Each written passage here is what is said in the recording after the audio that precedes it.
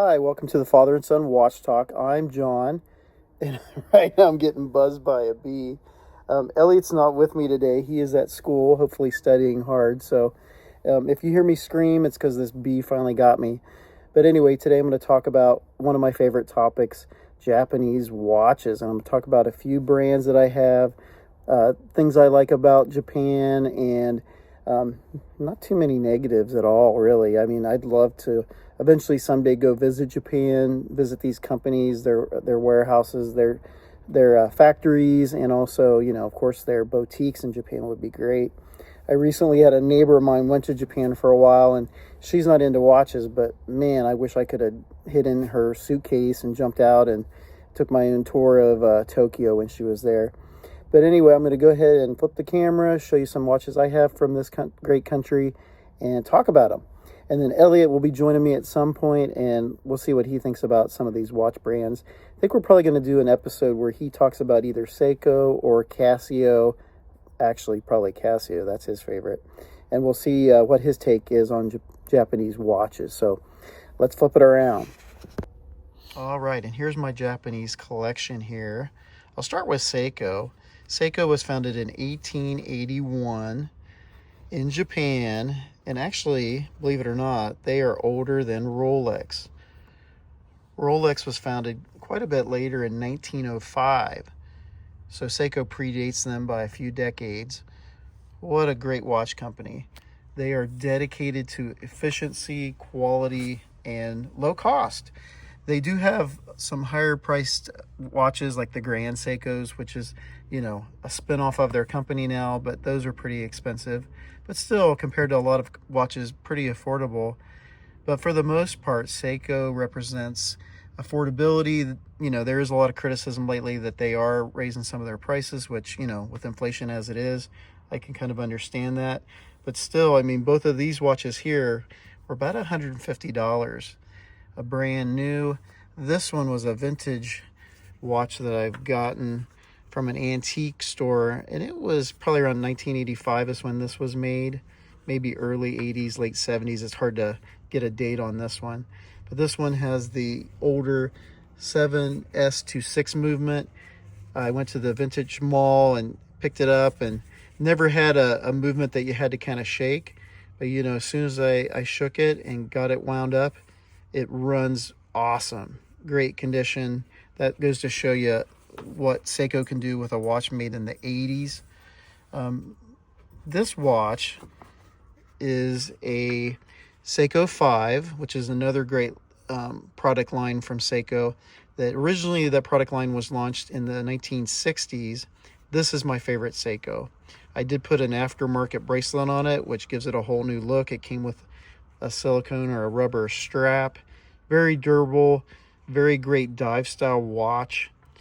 Awesome quality, awesome looks, very robust. And that's the one thing I like about Seiko is their watches are robust, pretty tough.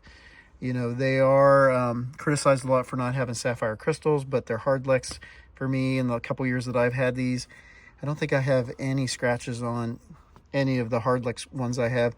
Actually, this is an acrylic crystal from the 80s, and there's barely a scratch on it. So either good job to the former owner, or it's a pretty good crystal from Seiko. This one is very affordable, and it has a sapphire crystal. And why Seiko will put a sapphire crystal on a cheap quartz, I'm not sure, but it goes to show you some of the surprises that Seiko can give to an ordinary buyer who's not buying a luxury piece by them.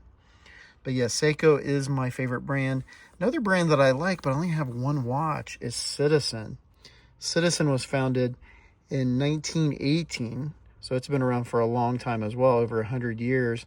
And this is their Eco Drive, which is powered by any light, solar or indoor light.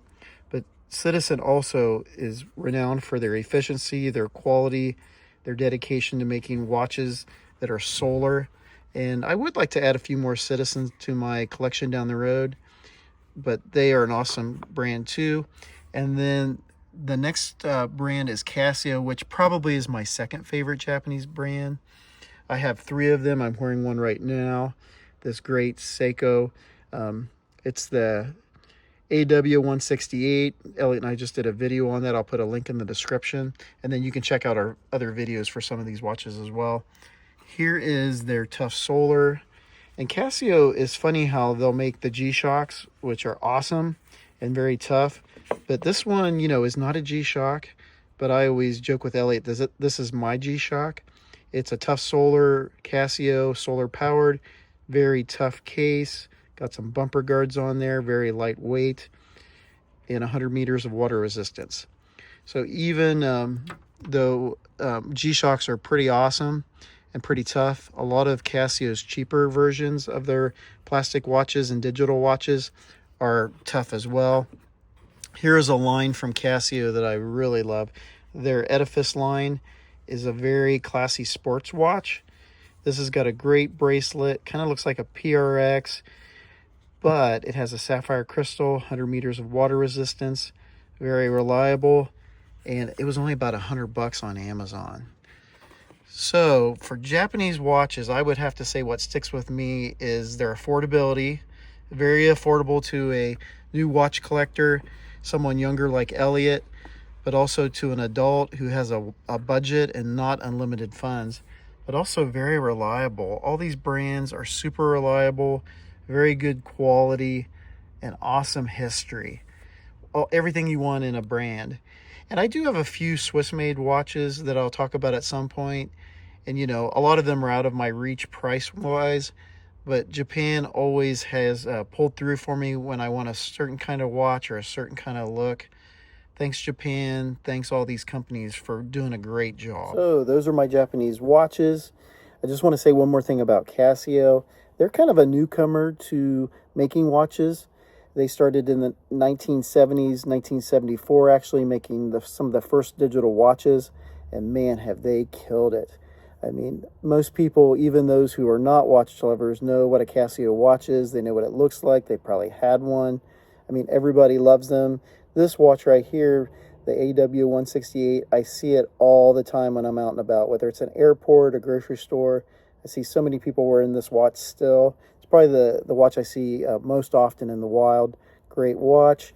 Casio started making calculators before watches. I have a calculator from Casio in the house. I use it all the time. My wife hates it, but because it's a Casio, it'll never leave the house, and I will protect it from her at all costs. So anyway, have a great day. I'm going to get Elliott back into the studio to talk about more things watch related. So everybody, have a great day. God bless, and keep on ticking. Tick, tick, tick, tick, tick, tick, tick, tick, tick, tick, tick.